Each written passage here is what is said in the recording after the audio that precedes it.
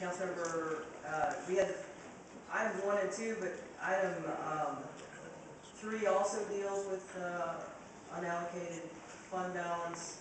A number of council members may have been counting on unallocated fund balance. I wanted to make sure everybody's clear. That motion fails. I have no other motion on the floor. We would go back to the matrix, line items in order, would mean that item number 1 would come up first. Councilmember Brown, do you have any other questions about process? I'd like to move that we move items 1 and 2 to the end of the list. I want to follow my colleague's recommendation on that. That way, if we have any concerns about the number that's mentioned here about what we're going to spend, or if in fact we pass it, but we consider at the end. Councilmember, would you hold that motion, and I'll allow you to legally make the motion? It would effectively render Councilmember Pennington's motion moot. If we do it the other way. Both Pennington. Well, it would actually render both of them moot. Councilmember Martin said that he would amend his, but it would, putting them at the end would effectively render them moot. I tried to line them up in a way that it wouldn't render anything else moot. Which makes a clear statement, Mayor, that these amendments do impact what follows, because if you make them at the end and they become moot, then there is a correlation of time between what we're talking about. Just the opposite, Councilmember. I tried to load this agenda so that we didn't inadvertently kill anybody's amendments, and this would have the effect of killing Councilmember Pennington's amendment. So the motion's made to move item 1 or item 1 and 2? 1 and 2. 1 and 2 to the end of the agenda. Second. Vice Mayor Pro Tem Bradford has seconded. Discussion on moving the items to the end of the agenda. Discussion. Councilmember Costello. Thank you, Mayor. I'm not going to support this, Councilmember Brown. And the reason why I'm not going to support this is that I believe that these two amendments establish a boundary and establishes a starting point as we work through the budget. Again, as you had said earlier, not one of these amendments have offered expenditure reductions. So we need to make sure that we establish a boundary. And you start with the boundary first, and then you work within those boundaries. So that's why I'm not going to support this amendment. Thank you.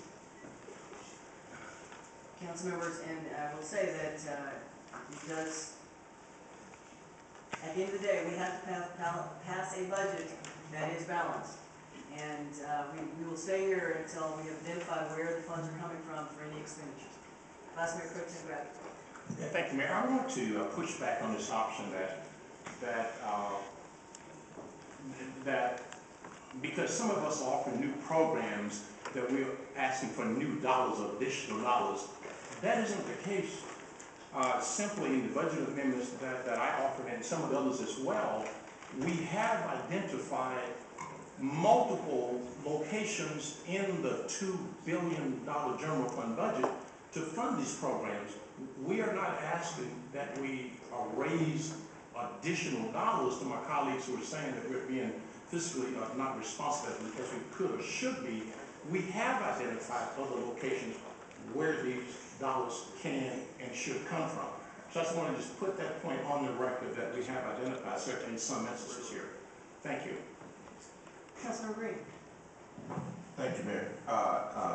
To Councilmember Costello's point with regard to boundaries, we have to be very clear that with regard to the boundaries that have been established, Council had no input. Okay, this is not Council's budget. This is the first time we get an opportunity to put forth what we think is important and what we think boundaries are. So I'm going to support her amendment because I think this is now our first opportunity to do so. We'll now get an opportunity to do it. Councilmember Brown. Thank you, Mayor. The whole discussion about having a balanced budget is kind of funny to me, being that we year after year spend more than we budget, and we spend more than we take in. So it becomes almost a moot point. But yeah, obviously we want to propose a budget that hopefully we can stick to. But we've heard statements that I will not support a decrease of 0.6% to a projected 4.5% increase on additional revenue relating to property taxes. We've heard a statement on that. What we haven't heard about is support for, like for instance, I made amendments to cut expenses last year, did not get support, and I didn't choose to propose something that wasn't gonna get support this year. We need to come together and find ways to cut expenses, and we need to have advocates of that. We also need to have advocates who make as their first statement, not that they don't support a 0.6% decrease on child seniors, but a statement that they will not support any additional expense increases on projects that are not a priority for the city of Houston. I certainly support expenses where they are a priority, like road construction, drainage issues, and things that we really need to focus on that helps the city of Houston grow and flourish. So when we talk about making this our own budget and tweaking it, because this is what we come to council for, is this, we get elected to have a say and have an input on how the city moves forward. This is why we're here. And so we do need to look at whether we want to make sure we're not spending over what our budget says. That's in fact what Councilmember Pennington and Martin was saying here. But after we've had the discussion about everyone's opinion on how the monies are going to be spent, I might not be supporting any additional spending increases, or maybe I will support one here or there. But after we've had that vote, we can't consider items 1 and 2.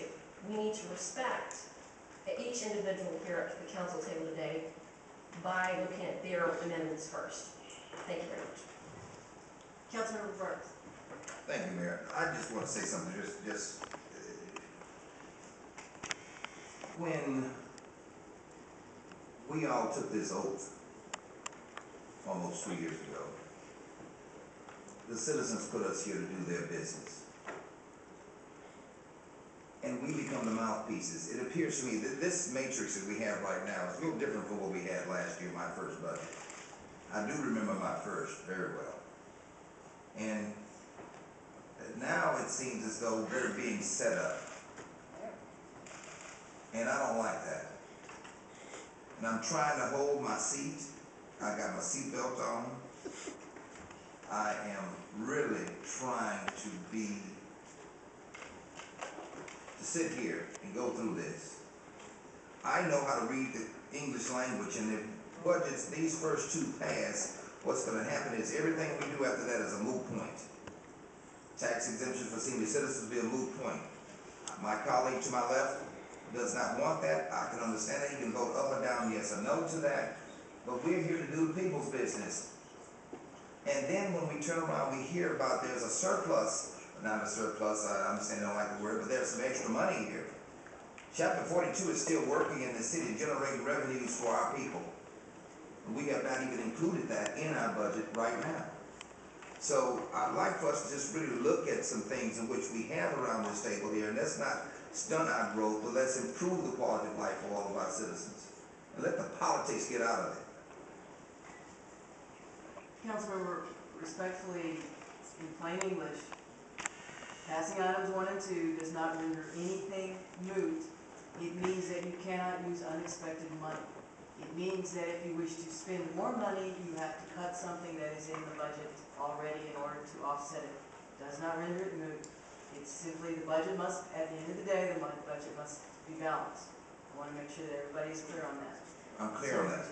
Thank you, I'm sir. very clear on that, and I plan on doing just that. Thank you, sir. Councilmember Rodriguez.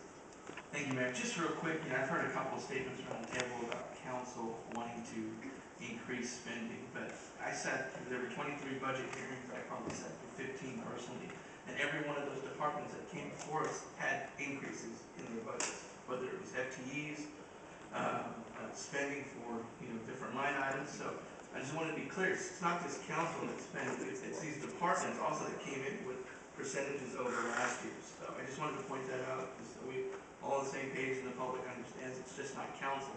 Departments came in asking for more money, more resources as well. Thank you. Point taken, Councilmember, and again, the book before you is the administration's budget. It is balanced. It does have spending increases, and certainly I would never suggest that it does not. Is there further debate on moving items 1 and 2 to the end of the agenda? Seeing none, we will move to a vote on that procedural motion to move items 1 and 2 to the end of the agenda. Those in favor? Move to the end. Yeah. To me, well, which is in effect, the end of the matrix, excuse me. If I say that again, my intention is that I'm not trying to hide things at the end of the agenda after we pass that. You just, to the end of the matrix, to the end of this discussion. Those in favor? To the end of the matrix. Brown, Davis, Green, Adams, Bradford, and Burks. 6 on those opposed. Please also like show of hands.